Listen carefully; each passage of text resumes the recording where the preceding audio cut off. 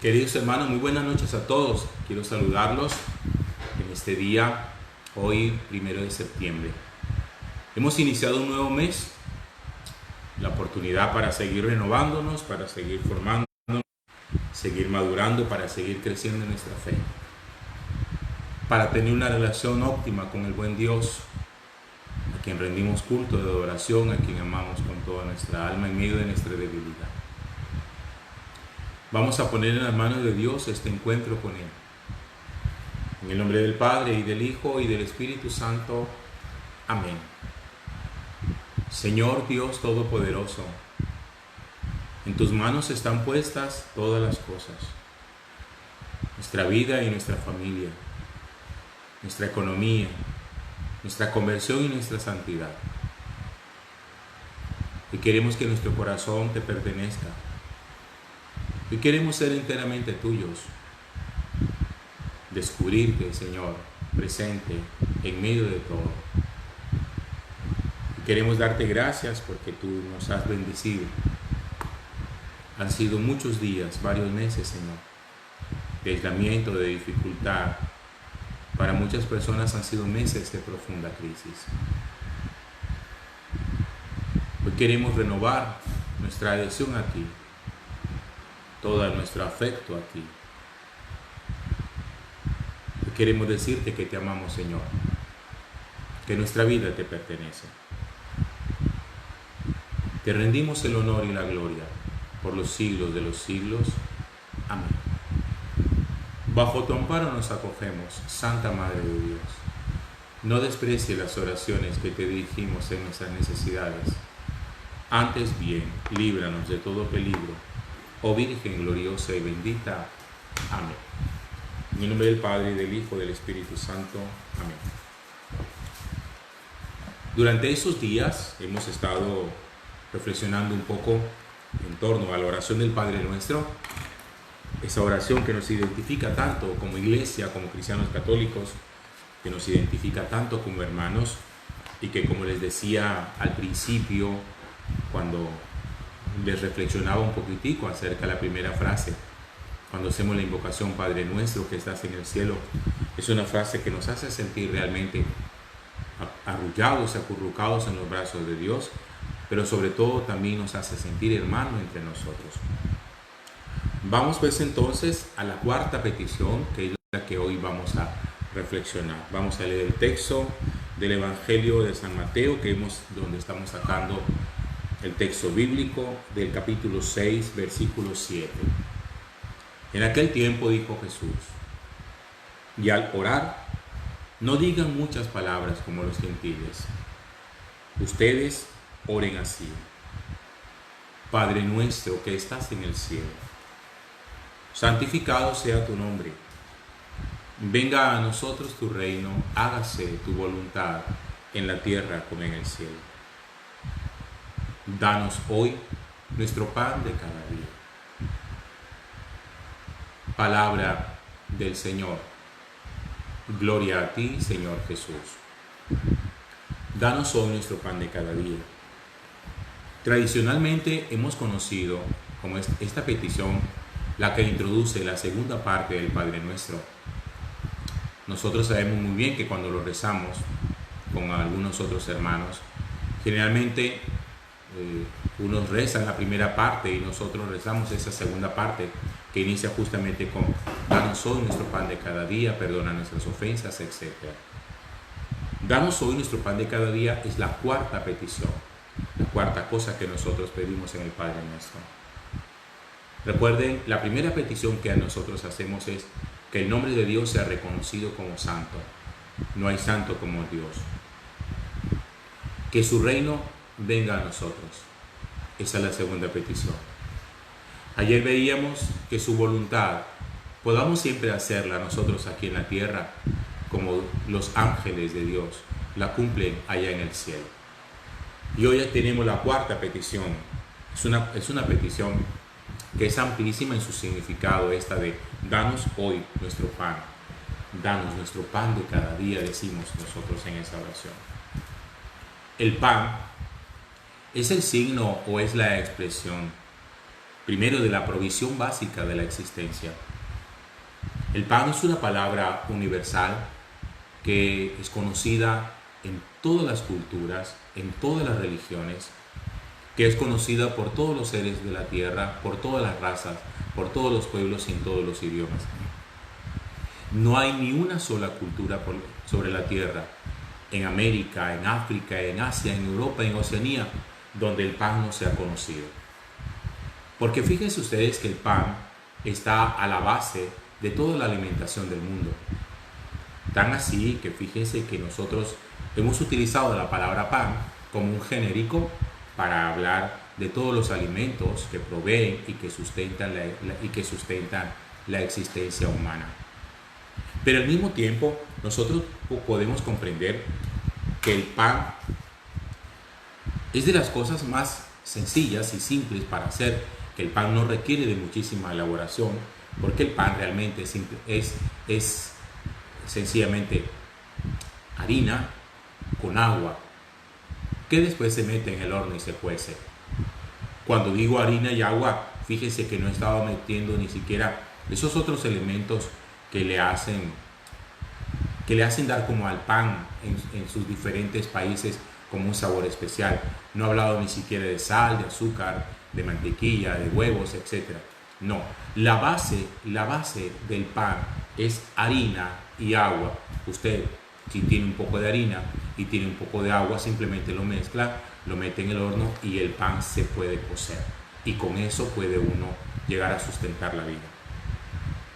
El pan hace parte como de eso que nosotros podríamos hablar de la provisión, aquello que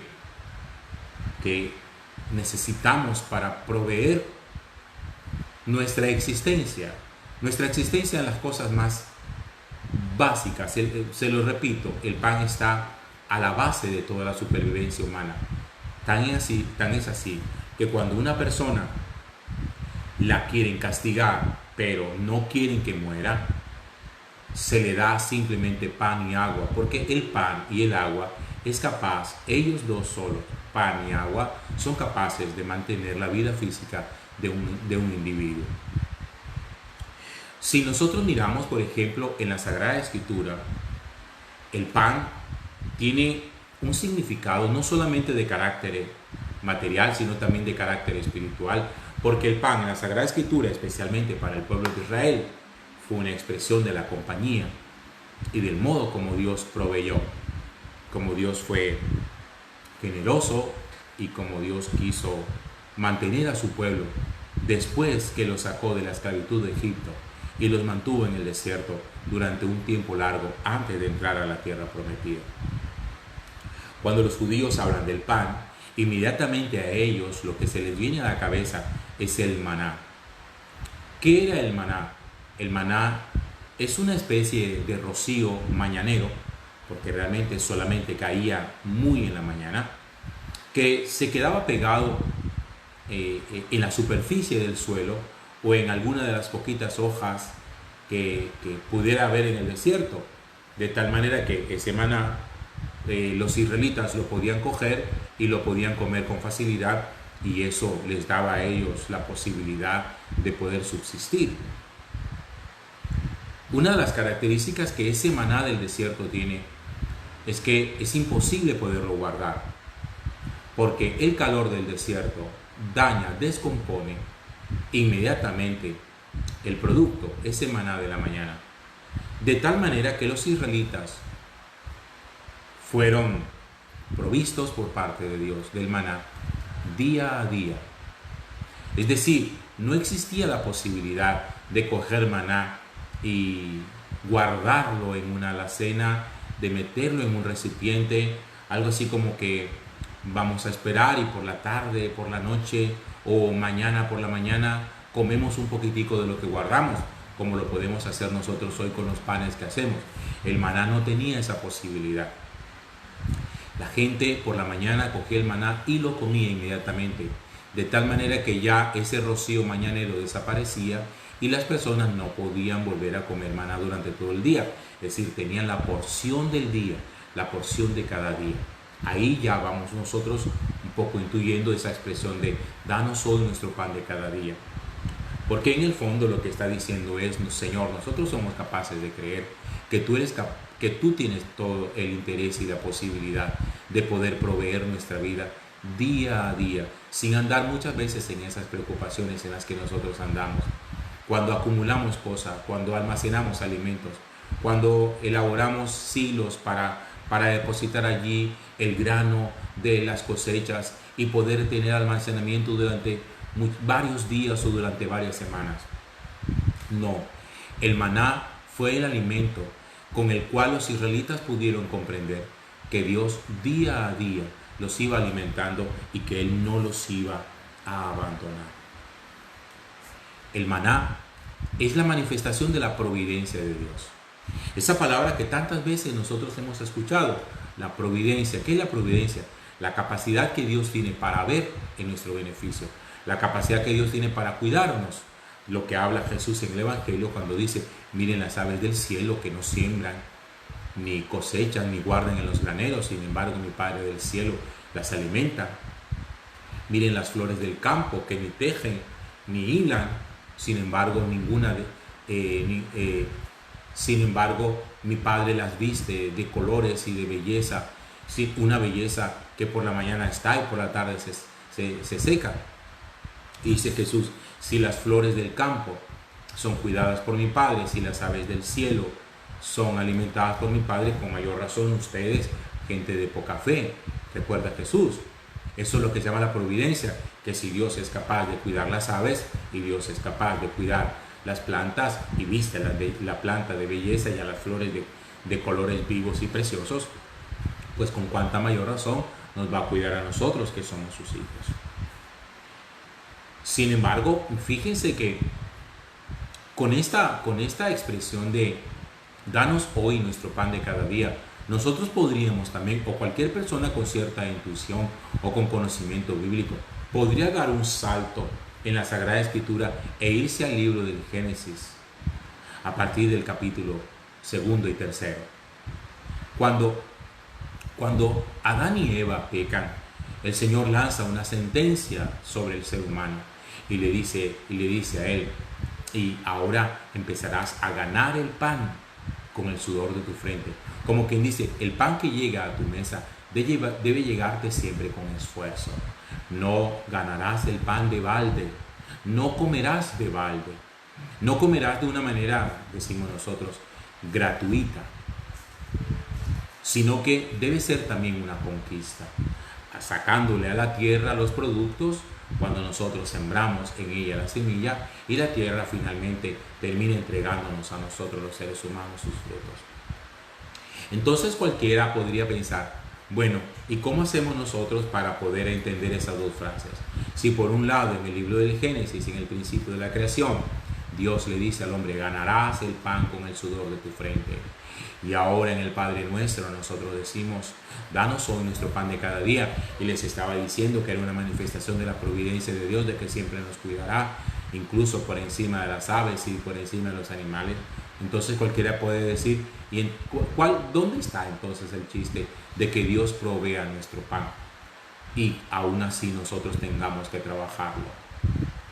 Lo que pasa es que esto manifiesta realmente la dependencia o el vínculo, la dependencia o el vínculo que se crea, que se establece entre Dios y los seres humanos.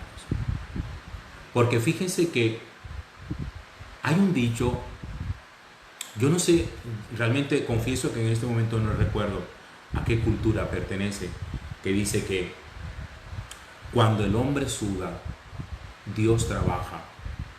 Es decir, que al hombre le corresponde en esta consecución del pan de cada día, le corresponde hacer su trabajo, le corresponde hacer lo que a él le toca. Sin embargo, que la tierra provea de sus frutos, que la semilla brote de la tierra, también depende de lo que Dios hace en el universo y le da a la tierra el poder y la capacidad para que junto con la semilla logre reventar, producir la planta y posteriormente produzca los frutos con los cuales los seres humanos nos alimentamos. Expresado de una manera diferente, Es algo así como el pan que nosotros trabajamos nunca llegará a nuestra mesa si Dios no hace que el fruto brote de la tierra. Porque creo que está claro, el trabajo es nuestro. El arar la tierra nos corresponde. El sembrar la semilla es nuestra responsabilidad. Pero que esa semilla reviente, se convierta en una planta y produzca fruto, es un trabajo de Dios. Eso no lo hace ninguno de nosotros. Ningún ser humano tiene la capacidad de lograr que una semilla reviente y produzca fruto si esa semilla puesta en el suelo, en la tierra y con la humedad y el sol del cual Dios nos provee, nunca daría su fruto sin el concurso y sin el trabajo de Dios. Aquí hago un paréntesis que creo que es importante tenerlo en cuenta. Cuando nosotros, o cuando la Sagrada Escritura expresa ese mandato de Dios de ofrecer las primicias de las cosechas y de ofrecer el diezmo. ¿Qué es el diezmo y qué es la primicia? Es la manifestación de la gratitud del ser humano que, habiendo trabajado, ve el esfuerzo de su trabajo y dice: Señor, yo tengo que reconocer que esto que hoy tengo en mi mesa es producto de dos personas. Es producto de ti, que has hecho la parte que te corresponde, y de mí. Luego entonces yo descubro que el fruto de mi mesa, el fruto de mi trabajo, el salario que yo gano, no me corresponde enteramente a mí. Ese 100% del salario, del fruto de la tierra, no es mío. Hay una parte que a ti te toca. Y que si yo no te la doy, entonces yo estoy siendo un ladrón de lo que a ti te corresponde. Yo creo que ese ejemplo es fácil de entender. ¿De dónde proviene esa expresión? ¿De dónde proviene esa costumbre de las primicias y los diezmos? Es una manifestación de la gratitud. Miren, una persona que diezma es una persona que es agradecida y que le dice al Señor: Señor, mi trabajo no es solamente mío, es también tuyo. Y aquí hay una parte que a ti te toca, porque es como si hubiéramos hecho una especie de sociedad.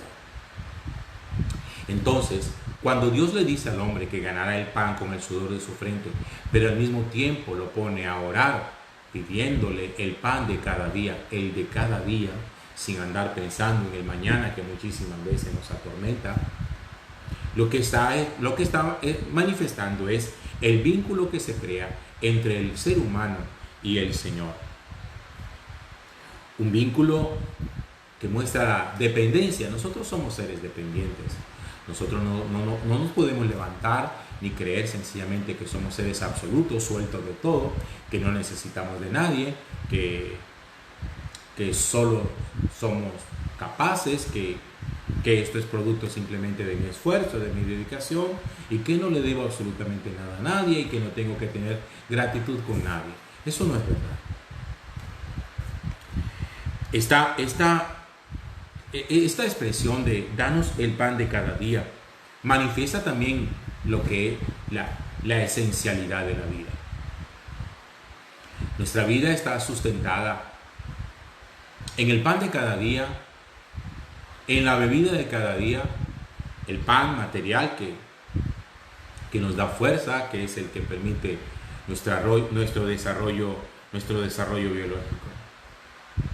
Pero en esa petición del Padre Nuestro, nosotros no solamente estamos hablando ni encontramos un deseo explícito de tener que comer, porque si bien es cierto que la base de la vida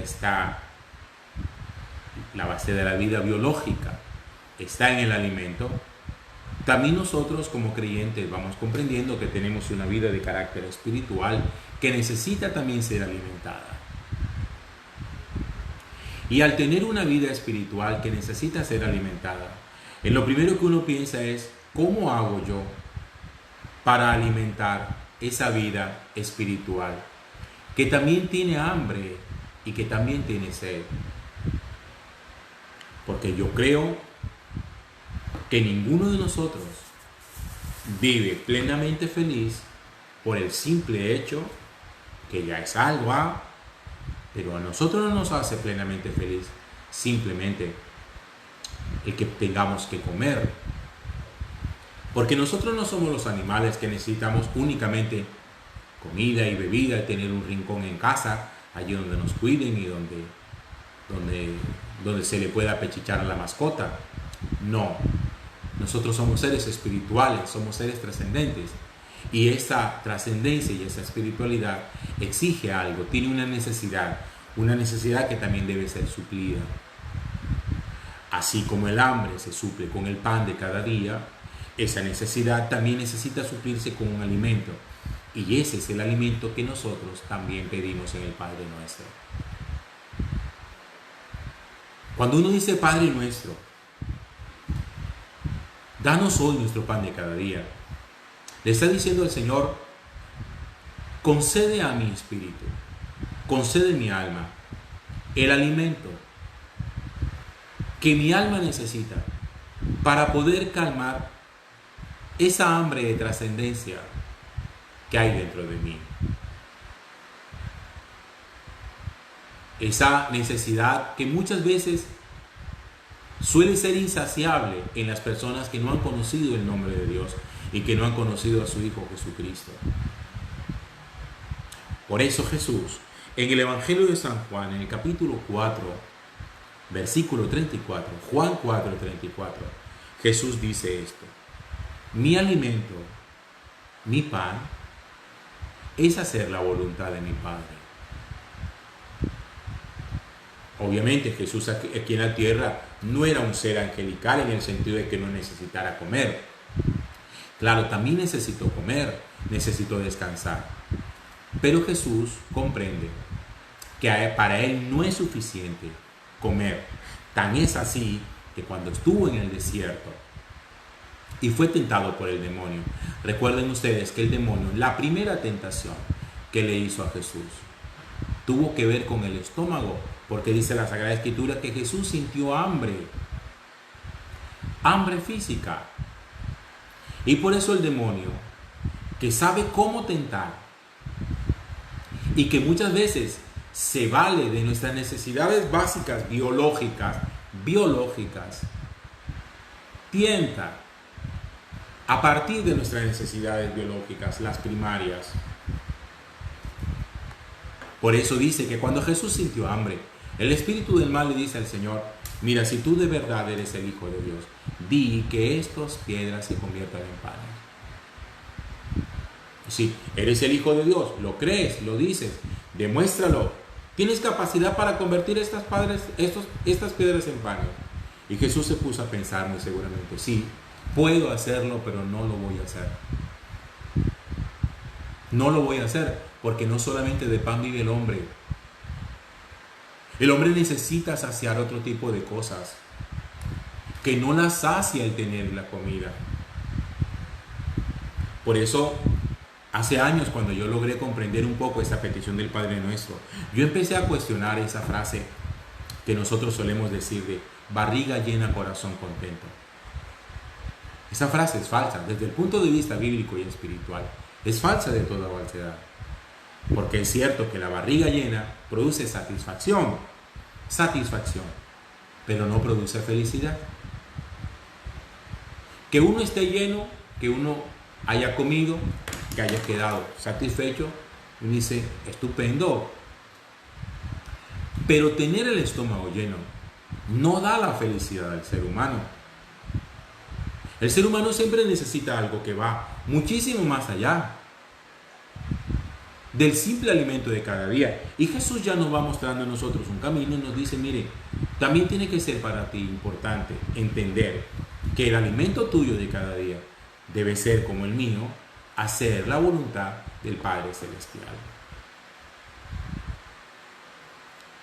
Jesús se nos presenta a nosotros como aquel que es capaz de saciar esa hambre de trascendencia que los seres humanos poseemos, de la que les hablaba ahorita. Cuando tenemos hambre física, la comida, el pan de cada día. Cuando tenemos hambre espiritual, cuando tenemos hambre de trascendencia, cuando tenemos hambre de eternidad, el único que puede saciar esa hambre se llama Cristo el Señor. Y cuando el ser humano le dice al Señor,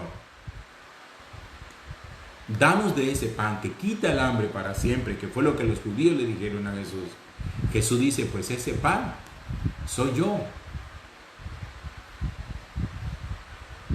A ver, para tratar de explicarles un poquitico mejor esto, tenemos que remitirnos al capítulo 6 del Evangelio de San Juan, donde esto nos habla que en una oportunidad Jesús estaba enseñando a una gran multitud que estuvo durante largo rato escuchando sus enseñanzas, su predicación. Como la jornada se hizo larga, llegó un momento en que ya se estaba oscureciendo. Había gente que, como era el campo, vivía lejos, su finca estaba lejos, sus lugares de descanso y de residencia estaba lejos.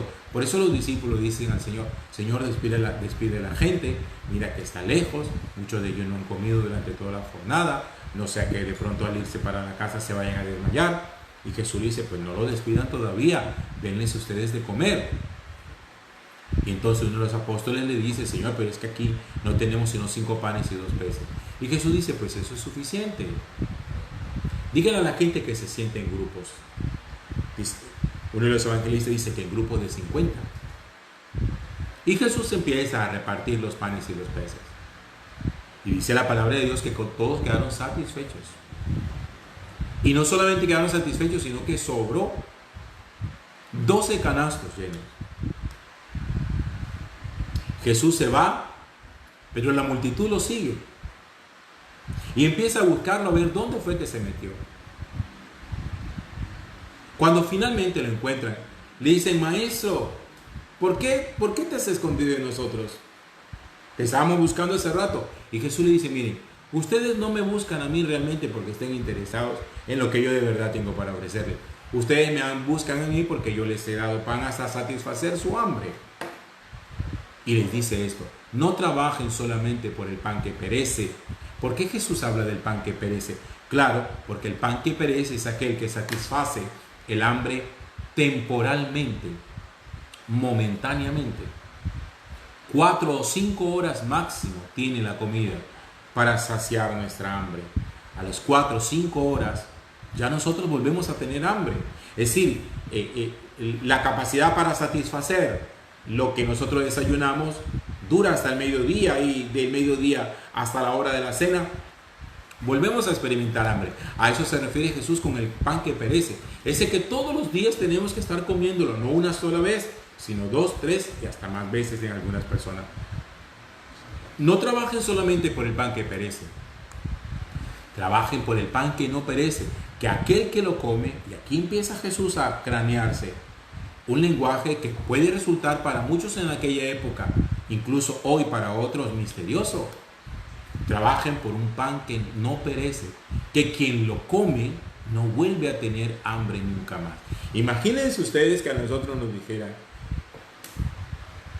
que se han inventado un pan o una comida que quien la coma no vuelve a tener hambre nunca más. Imagínense todas aquellas personas que llegaran a pensar, uy caramba, yo que he luchado tanto contra mi gula, contra mis ganas de comer, contra mi ansiedad de comer, contra mi sobrepeso, y que me digan que comiendo una sola vez ya quedo satisfecho para siempre. A cualquiera le llamaría muchísimo la atención una propuesta de esa. Y por eso los judíos le dicen, Señor, pues danos de ese pan. ¿Cuál es ese pan? ¿Tú de qué nos estás hablando? Y Jesús le dice, ese pan soy yo. Ustedes necesitan comer mi carne y beber mi sangre, porque mi carne es verdadera comida y mi sangre es verdadera bebida. Y el que come mi carne y bebe mi sangre habita en mí y yo en él. Y el que come mi carne y bebe mi sangre no morirá para siempre. Y empieza Jesús en todo ese capítulo 6, todo ese que se llama el discurso del pan de vida, donde Jesús se presenta como el pan vivo bajado del cielo, que aquel que lo come no vuelve a tener hambre nunca más. Cuando nosotros oramos en el Padre Nuestro y decimos, danos hoy nuestro pan de cada día, no le estamos simplemente diciendo, satisface nuestra hambre biológica, física, a través del pan que conseguimos con nuestro trabajo y con nuestro esfuerzo y con nuestro sudor. Danos también de este otro pan que sacia nuestra hambre de eternidad. Danos a Cristo. Danos a Cristo, Padre, te lo suplicamos. Queremos alimentarnos de Cristo, queremos vivir de Cristo. Resulta que también puede haber alguno de ustedes que diga, Padre, pero es que en las circunstancias en las que yo me encuentro en este momento, yo no puedo comer de ese pan de que es Cristo. Yo no puedo comer la carne de Cristo y beber la sangre de Cristo. Es decir, yo no puedo participar de la Eucaristía. Y entonces me voy a morir de hambre. ¿Y dónde queda mi posibilidad de poder satisfacer mi hambre de Dios? Porque incluso aquellas personas que por alguna circunstancia irregular no pueden acercarse a recibir a Cristo en la Eucaristía, el pan vivo bajado del cielo, siguen teniendo hambre de Dios. ¿Y cómo satisface esa hambre de Dios? Pues resulta que otro modo de el Señor dar su pan para saciar nuestra hambre es a través de su palabra. ¿Eso qué quiere decir? Que una persona que no puede comulgar sí puede escuchar la palabra de Dios. Si alguien dice, yo no voy a misa porque yo no puedo comulgar, ¿de qué vale? ¿De qué sirve ir a misa si yo no puedo comulgar? ¿Cómo que de qué sirve? ¿Cómo que de qué vale?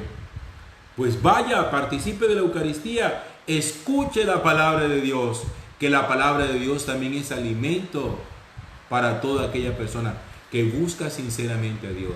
Y esa palabra interiorizada en el corazón va llevando a la persona poco a poco para que su situación la vaya solucionando y finalmente pueda acercarse hasta Cristo, Eucaristía. En la celebración de la misa, nosotros tenemos dos mesas. Ustedes saben que la mesa es ese instrumento que nosotros hemos inventado para poder colocar allí los alimentos de cada día. En las celebraciones eucarísticas hay dos mesas. La mesa donde se sirve la Eucaristía, el pan y el vino consagrados, pero también la mesa donde se sirve la palabra que se proclama. El primer pan que nosotros recibimos en la Eucaristía es la palabra de Dios que se proclama. Por eso una persona que participa de la Eucaristía tiene que estar muy atento a la palabra de Dios que se proclama para abrir el corazón y recibirla y alimentarse de ella. Y posteriormente se sirve el pan de la Eucaristía, el pan vivo bajado del cielo donde Cristo hace presencia. Danos hoy nuestro pan de cada día. Es la petición de aquellos que saben que no pueden ser autosuficientes, de aquellos que saben que son seres necesitados, que no pueden vivir desligados de Dios. Danos hoy nuestro pan de cada día. Es reconocer delante del Señor, Señor, te necesito a ti para labrar la tierra y que la tierra produzca sus frutos, pero también te necesito a ti para mi eternidad. Tú eres mi pan, tú eres el pan vivo bajado del cielo. Dame siempre de ese pan. Padre nuestro que estás en el cielo, santificado sea tu nombre, venga a nosotros tu reino. Hágase tu voluntad en la tierra como en el cielo. Danos hoy nuestro pan de cada día. Perdona nuestras ofensas, como también nosotros perdonamos a los que nos ofenden. No nos dejes caer en la tentación y líbranos del maligno. Amén. El Señor esté con ustedes. Que la bendición de Dios Todopoderoso, Padre, Hijo y Espíritu Santo, descienda sobre todos y permanezca por siempre. Amén. Mañana, con la gracia de Dios, estaré compartiendo con ustedes la explicación de la quinta petición. Perdona nuestras ofensas, como también nosotros perdonamos a los que nos ofenden. Y el viernes, si Dios nos lo permite, haré en una sola catequesis las dos últimas peticiones. no nos dejes caer en la tentación y líbranos del maligno. Estamos prontos para reabrir nuestros templos parroquiales, por lo menos en la Arquidiócesis de Barranquilla. Todavía ni hoy ni mañana encontrarán templos abiertos. Mañana tenemos una reunión con el arzobispo para mirar un poquitico cómo va a ser el proceso de reapertura, para hacerlo de la manera más responsable posible, cuidando también a nuestros feligreses. A usted que quiere acercarse a recibir a Cristo, el pan vivo bajado del cielo. Una feliz noche para todos. Que Dios les bendiga. Mañana la Eucaristía a las 7 de la mañana. Bendiciones para todos.